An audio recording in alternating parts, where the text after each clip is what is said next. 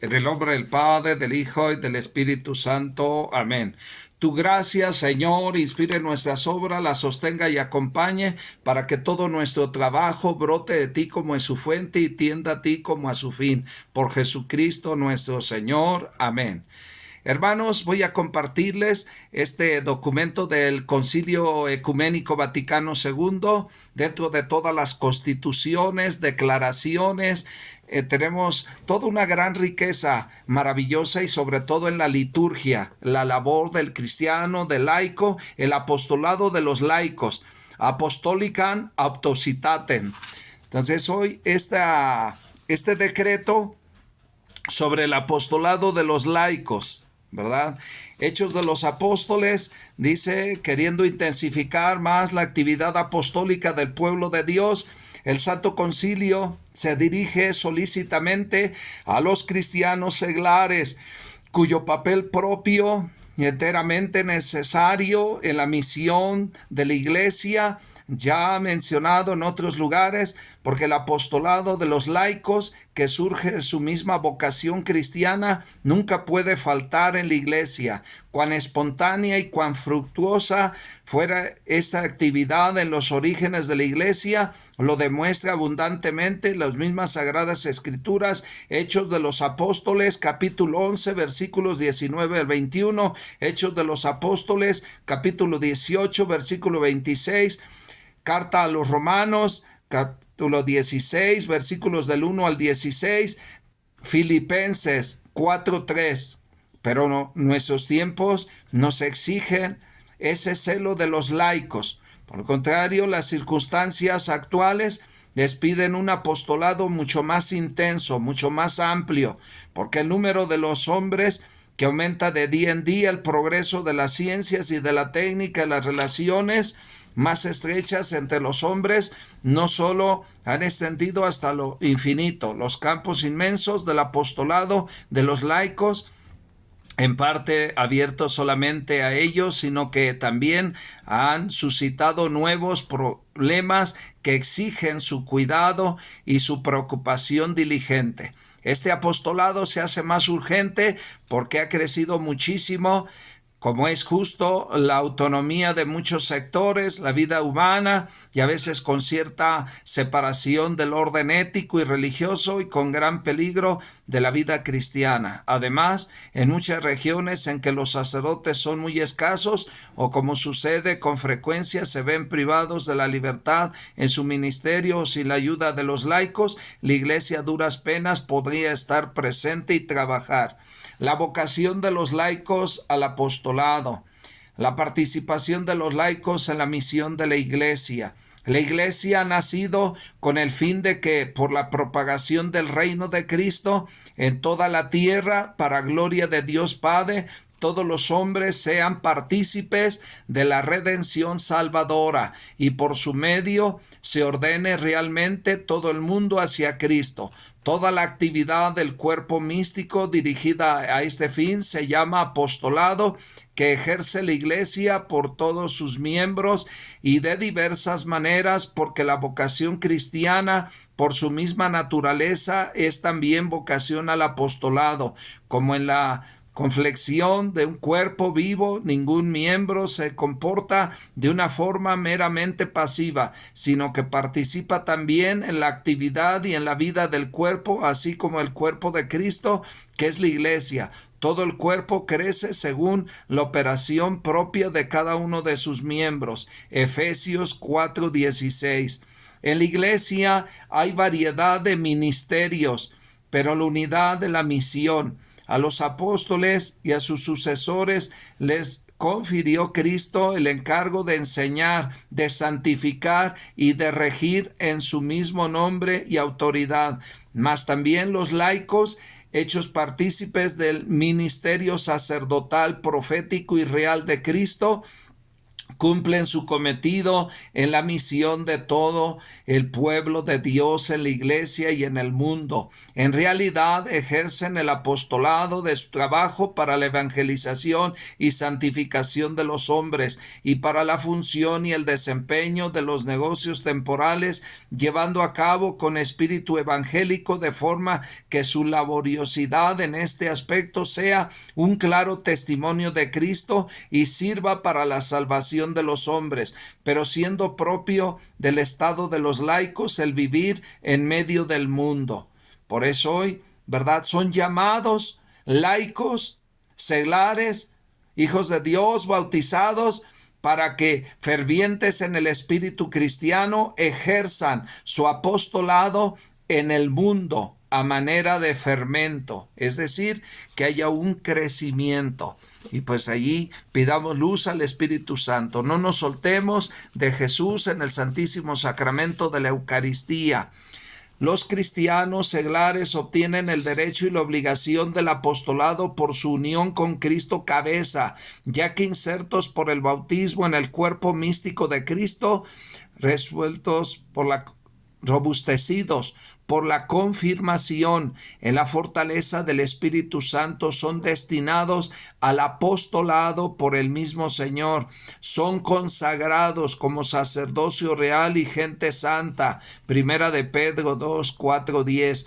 Para ofrecerse como hostias espirituales por medio de Cristo todas sus obras y para dar testimonio de Cristo en todas las partes del mundo. La caridad, que es como el alma de todo apostolado, se comunica y se mantiene con los sacramentos, sobre todo con el Santísimo Sacramento de la Eucaristía. Ya bien San Pablo es exhortación en sus cartas: presentes, ofrézcanse como hostias agradables al Padre Eterno. Pues bueno, ahí está la exhortación.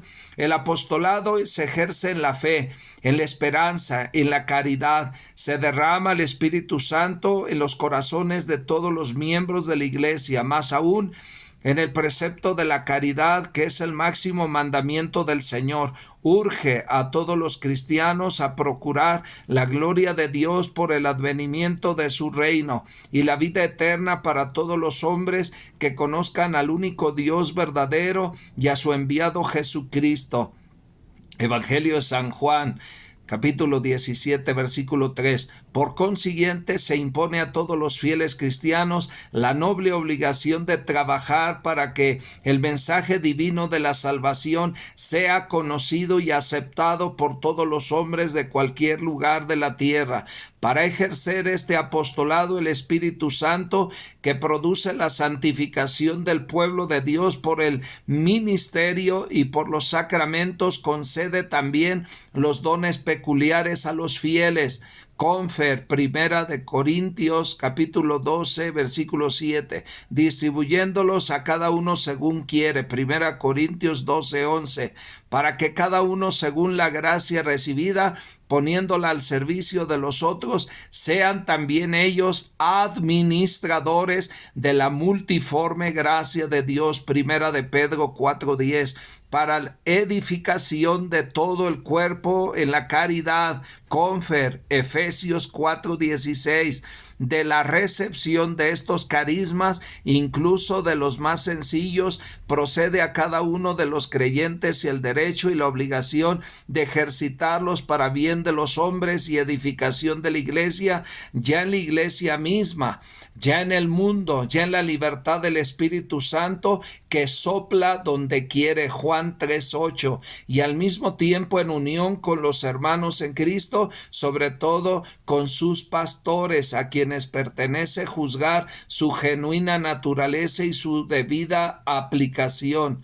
Primera Tesalonicenses 5:12.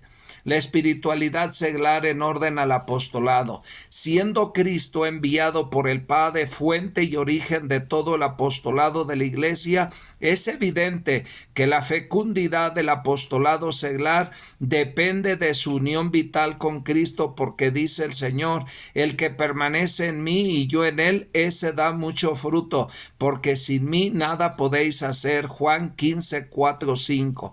Esta vida de unión íntima con Cristo en la la iglesia se nutre de auxilios espirituales que son comunes a todos los fieles, sobre todo por la participación activa en la sagrada liturgia, de tal forma que los han de utilizar los fieles que mientras cumplen debidamente las obligaciones del mundo en las circunstancias ordinarias de la vida, no se separen de la unión con Cristo y de las actividades de su vida, sino que han de crecer en ella, cumpliendo su deber según la voluntad de Dios.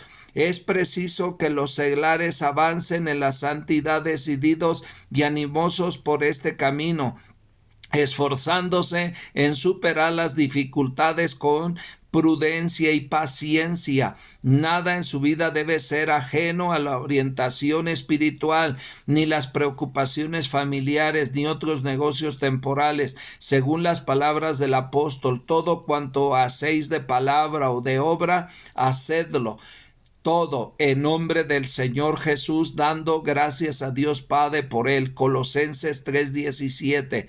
Pero una vida así exige un ejercicio continuo de fe, esperanza y caridad.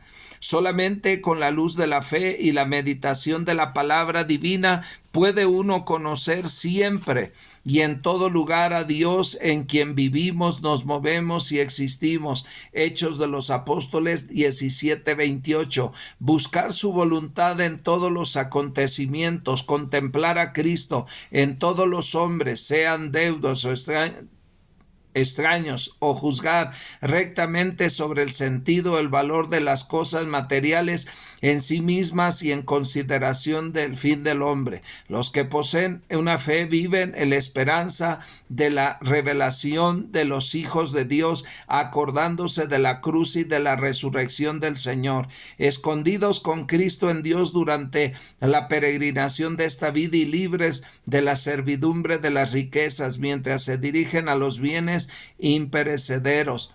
Se entregan gustosamente y por entero a la expansión del reino de Dios, a informar y perfeccionar el orden de las cosas temporales con el espíritu cristiano. En medio de las adversidades de esta vida hallan la fortaleza de la esperanza, pensando que los padecimientos del tiempo presente no son nada en comparación con lo que la gloria ha de manifestarse en nosotros. Romanos 8:18. Impulsados por la caridad que procede de Dios, hacen el bien a todos, pero especialmente a los hermanos en la fe. Confer, Gálatas 6:10, despojándose de toda maldad y de todo engaño, de hipocresías, envidias y maledicencias. 1 Pedro 2:1, atrayendo en esta forma a los hombres a Cristo.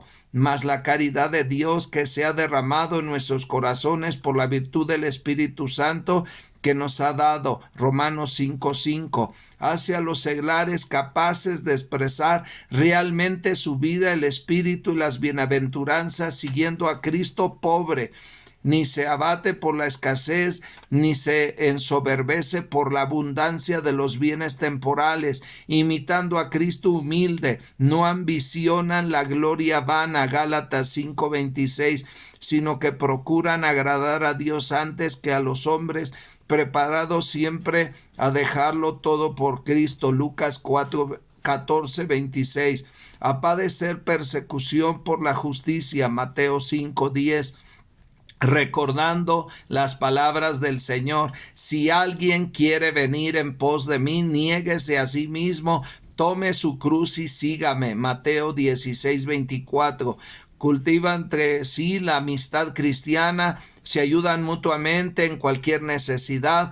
La espiritualidad de los laicos debe tomar su nota característica del estado del matrimonio y de la familia, de soltería o de viudez, de la condición de enfermedad, de la esclavitud profesional o social.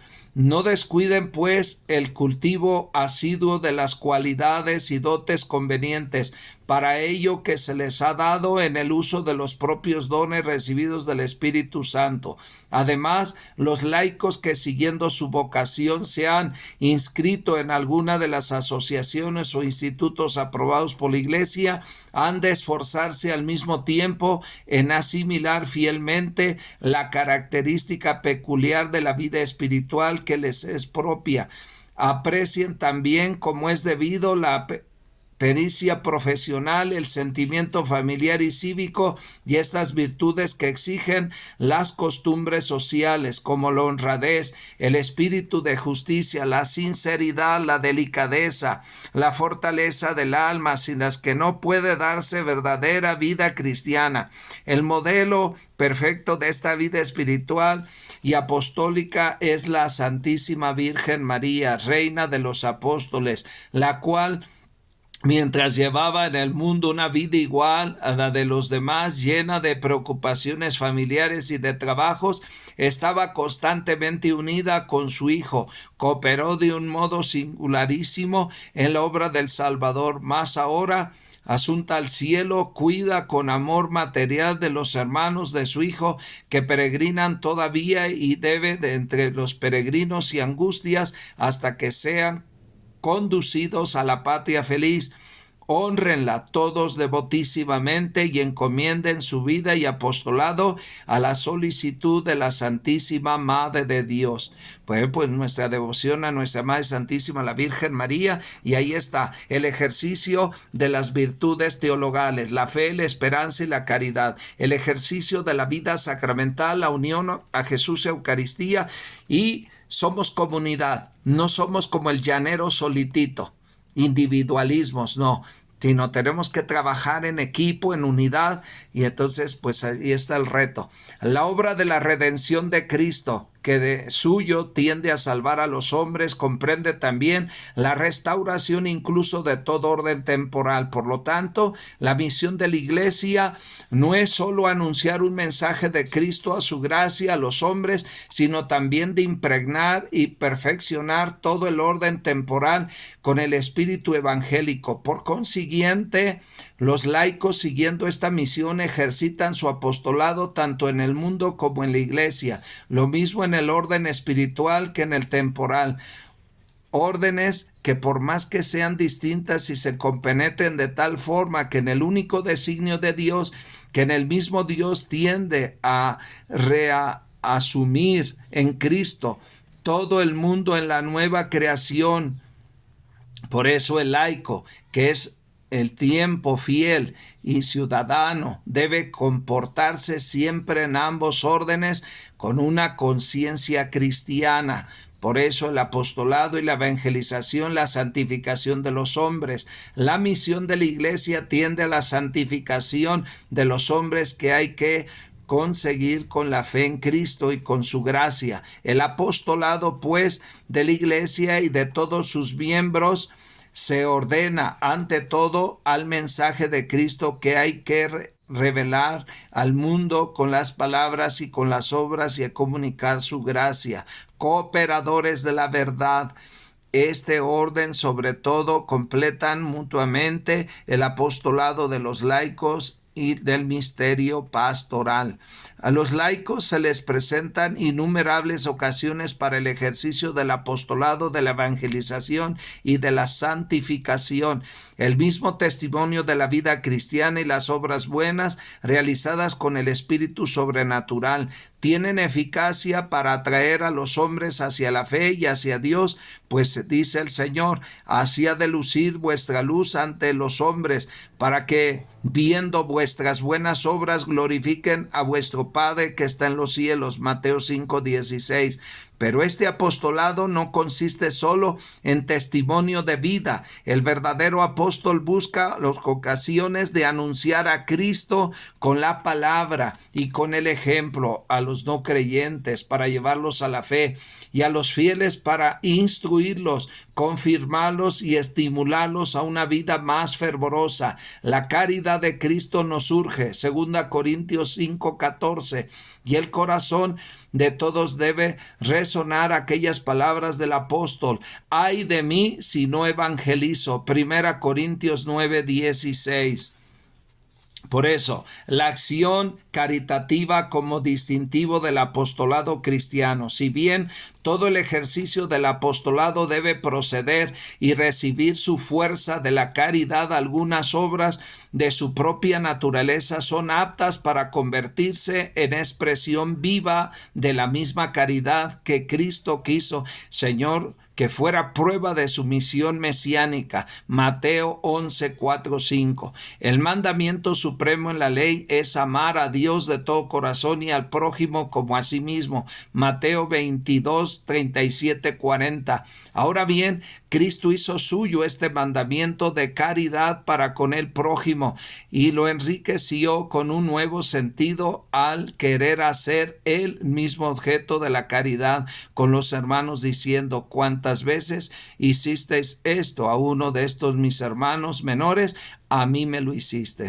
Mateo 25, 40. Él, pues, tomando la naturaleza humana, se asoció familiarmente en todo el género humano con una cierta solidaridad sobrenatural y constituyó la caridad como distintivo de sus discípulos con estas palabras: en esto conocerán todos que sois mis discípulos, si tenéis caridad unos con otros. Juan 13:35. Como la Santa Iglesia en sus principales reuniones, el ágape de la cena eucarística se manifiesta toda la unidad en torno a Cristo por el vínculo de la caridad. Así, en todo tiempo se reconoce siempre por este distintivo del amor, y al paso que se goza con las empresas de otros, reivindica las obras de caridad como deber y el derecho suyo que no pueden enajenar, por lo cual la misericordia para con los necesitados y los enfermos y los llamados obras de caridad y de ayuda mutua para aliviar a todas las necesidades humanas son consideradas por la Iglesia como un singular honor. De allí que para este ejercicio de la caridad sea verdaderamente extraordinario y aparezca como tal, es necesario que se vea en el prójimo la imagen de Dios según el cual ha sido creado, y a Cristo Señor, a quien en realidad se ofrece lo que se da necesitado. Se considere con la máxima delicadeza la libertad y dignidad de la persona que recibe auxilio, que no se manche la pureza de intención con ningún interés de la propia utilidad o por deseo de dominar. Se satisfaga ante todo las exigencias de la justicia y no se brinde como ofrenda de caridad lo que ya se debe por título de justicia.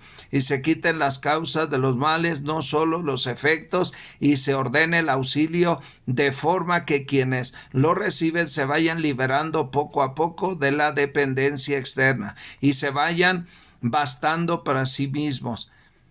Aprecien por consiguiente en mucho los laicos y ayuden en la medida de sus posibilidades las obras de caridad y las organizaciones de asistencia social, sean privadas o públicas e incluso internacionales, para que los que hacen llegar a todos los hombres y pueblos necesitados un auxilio eficaz, cooperando en esto con todos los hombres de buena voluntad. Por eso, los variados campos del apostolado, las comunidades de la Iglesia, los laicos tienen su papel activo en la vida y en la acción de la Iglesia como partícipes que son del oficio de Cristo, sacerdote, profeta y rey. Su acción dentro de las comunidades de la Iglesia es tan necesaria que sin ella el mismo apostolado de los pastores muchas veces no puede conseguir plenamente su efecto, pues los laicos de verdadero espíritu apostólico, a la manera de aquellos hombres y mujeres que ayudan a Pablo en el Evangelio, Hechos de los Apóstoles, capítulo 18, versículos 18 al 26, Romanos 16, 3. Suplen lo que falta a sus hermanos y reaniman el espíritu tanto de los pastores como del resto del pueblo fiel.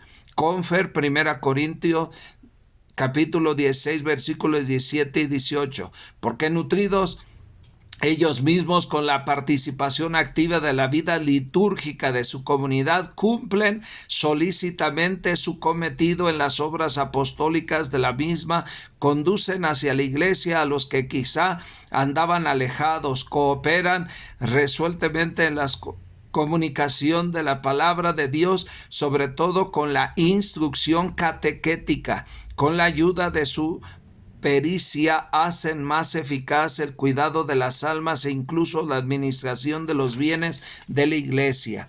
La parroquia presenta el modelo clarísimo del apostolado comunitario, reduciendo a la unidad de todas las diversas humanas que en ella se encuentran e insertándolos en la Iglesia universal. Acostúmbrense los laicos a trabajar en la parroquia íntimamente unidos a sus sacerdotes, a presentar a la comunidad de la Iglesia los problemas propios y los del mundo, los asuntos que se refieren a la salvación de los hombres, para examinarlos y solucionarlos por medio de una discusión racional y ayudar según sus fuerzas a toda empresa apostólica y misionera de su familia eclesiástica. Cultiven sin cesar el sentido de diócesis de la parroquia, en la que las células siempre prontos a aplicar también sus esfuerzos en las obras diocesanas, a la invitación de su pastor, más aún para responder a las necesidades de los ciudadanos y de los sectores rurales. No limiten su cooperación dentro de los límites de la parroquia o de la diócesis. Procuren más bien extenderla a campos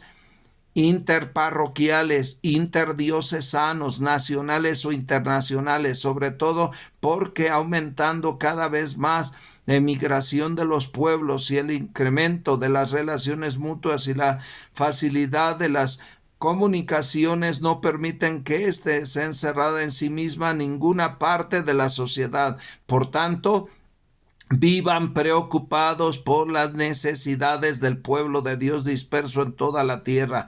Hagan sobre todo labor misionera, prestando auxilios materiales e incluso personales, puesto que es obligación honrosa de los cristianos devolver a Dios por parte de los bienes que Él reciben.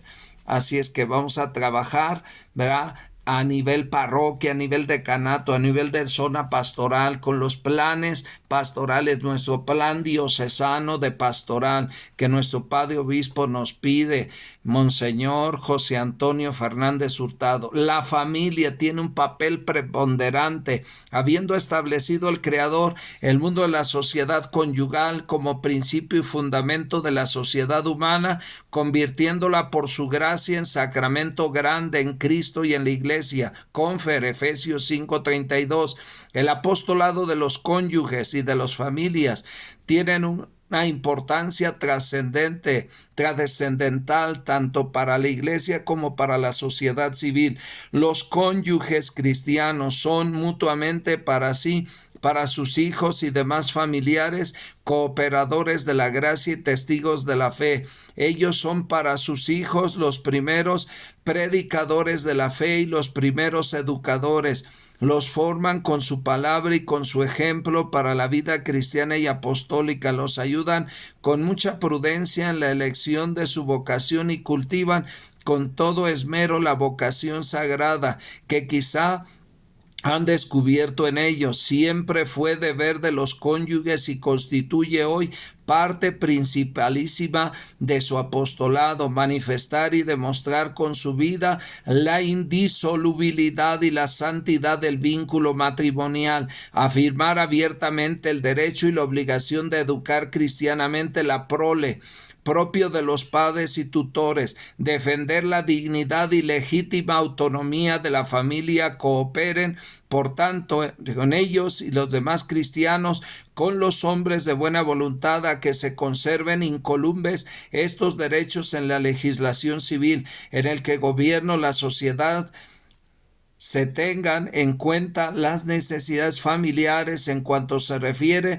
a la habitación, educación de los niños, condición de trabajo, seguridad social y tributos que se pagan enteramente a salvo convivencia doméstica. Por eso, cada comunidad, ¿verdad?, doméstica es incrementar cada valor en cada matrimonio, en cada familia, es hospitalidad, los valores.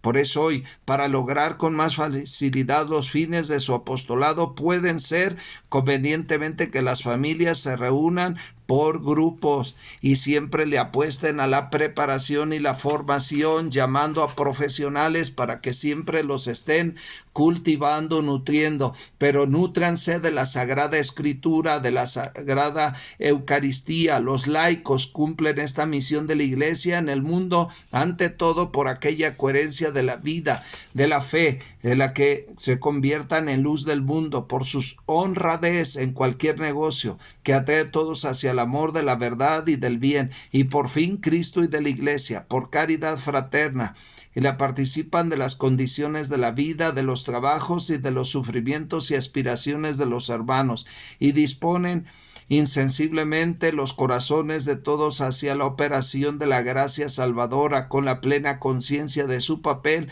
en la edificación de la sociedad, en la que se esfuerzan en saturar sus preocupaciones domésticas, sociales y profesionales de magnanimidad cristiana. Por eso la eclesialidad, hacer iglesia, trabajar por Cristo, estar unidos a Cristo, no separarnos de Él. Las varias formas de apostolado. Los laicos pueden ejercitar su labor de apostolado como individuos o reunidos en diversas comunidades o asociaciones. Por fin, vivifiquen los laicos su vida con la caridad y manifiéstenla en las obras como mejor puedan. Por eso, unidos a Cristo, unidos a la Sagrada Eucaristía. Pues mis queridos hermanos, tenemos reto y compromiso. Los laicos trabajen unidos a manera que, como cuerpo orgánico y forma que se manifieste mejor la comunidad de la Iglesia, resuelve más eficazmente su apostolado. Los laicos, bien ofreciéndose espontáneamente o invitados a la acción directa en cooperación con el apostolado jerárquico, trabajen bajo la dirección superior de la misma jerarquía, que puede sancionar esta cooperación incluso por un mandato explícito. Las organizaciones que a juicio jerarquía se hallan en todas estas notas. Vean, el Sagrado Concilio recomienda con todo encarecimiento estas instituciones que responden ciertamente a las necesidades del apostolado entre muchas gentes. Se invita a los sacerdotes y a los laicos a que trabajen y cumplan más y más requisitos antes recordados y cooperen siempre fraternalmente en la Iglesia con todas las otras formas de apostolado. El trabajo en equipo, trabajo en unidad, edificar. Pues ahí está el reto, el compromiso, hermanos, a trabajar por Cristo. La relación con la jerarquía, con nuestro padre obispo, conocerlo, saludarlo. Entonces, con el vicario episcopal, con el decano, estar en unidad en equipo. Entonces, en nuestra parroquia, en nuestro decanato, en nuestra zona pastoral, en la arquidiócesis. Entonces, irnos integrando. Apenas tuvimos la peregrinación a la Basílica de Guadalupe. Entonces, y ahora vamos a tener el martes 17, tenemos nuestra reunión de zona, todos los consejos y EPAPs. Vamos a reunirnos, pues estemos en esa formación permanente, nuestro apostolado, la formación eucarística, la formación humana, la formación espiritual. Apostémosle a nosotros mismos, a nuestra misma formación. No nos soltemos de la mano de Jesús. Por eso, verá, somos enviados. Por consiguiente, el Sagrado Concilio ruega encarecidamente que todos los laicos, ¿verdad?, por medio de este Santo Concilio se unan cada vez más estrechamente, ¿verdad?, y sean enviados. Jesús Eucaristía sea nuestra fortaleza. El Espíritu Santo los acompañe y los sostenga, los fortalezca, ¿verdad?, y los renueve constantemente. Amén.